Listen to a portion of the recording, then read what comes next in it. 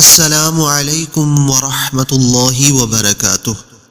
پیارے بھائیوں اور بہنوں، امید ہے آپ خیریت سے ہوں گے۔ آج ہم خواب میں پانی کو دیکھنے کے بارے میں بات کریں گے۔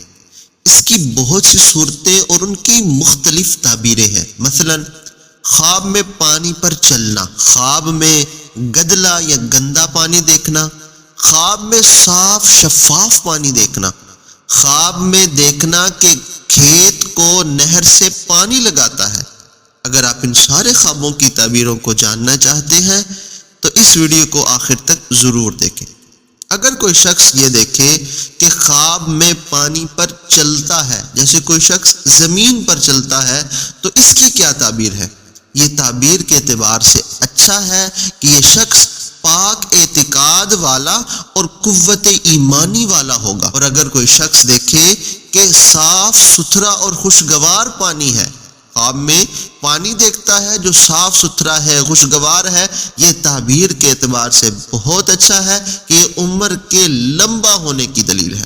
اور اگر کوئی شخص گندا یا گدلا پانی دیکھے تو یہ تعبیر کے اعتبار سے پہلی تعبیر کے الٹ ہے، یعنی یہ عمر کے کم ہونے کی دلیل ہے۔ یہ مصیبت ہے اور صدقہ مصیبت کو ٹالتا ہے۔ ایسے شخص کو اللہ کی راہ میں صدقہ کرنا چاہیے۔ اگر کوئی شخص خواب میں یہ دیکھے کہ گرم پانی پی رہا ہے یا اس کے اوپر گرم پانی گر رہا ہے تو یہ غم کی دلیل ہے۔ اس شخص کو بھی اللہ کی راہ میں صدقہ کرنا چاہیے۔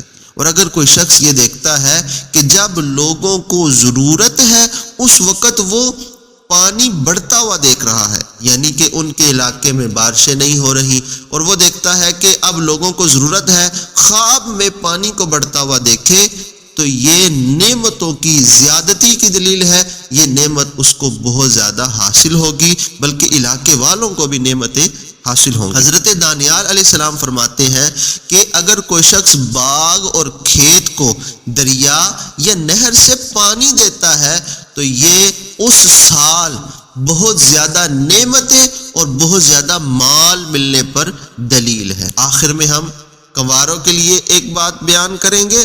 اگر کوئی شخص یہ دیکھے کہ باغ کے اندر پانی جا رہا ہے، خواب میں یہ منظر دیکھتا ہے، ایک باغ ہے اور اس میں پانی جا رہا ہے، تو یہ کنواروں کے لیے خوشخبری ہے کہ یہ عورت کے ملنے کی دلیل ہے۔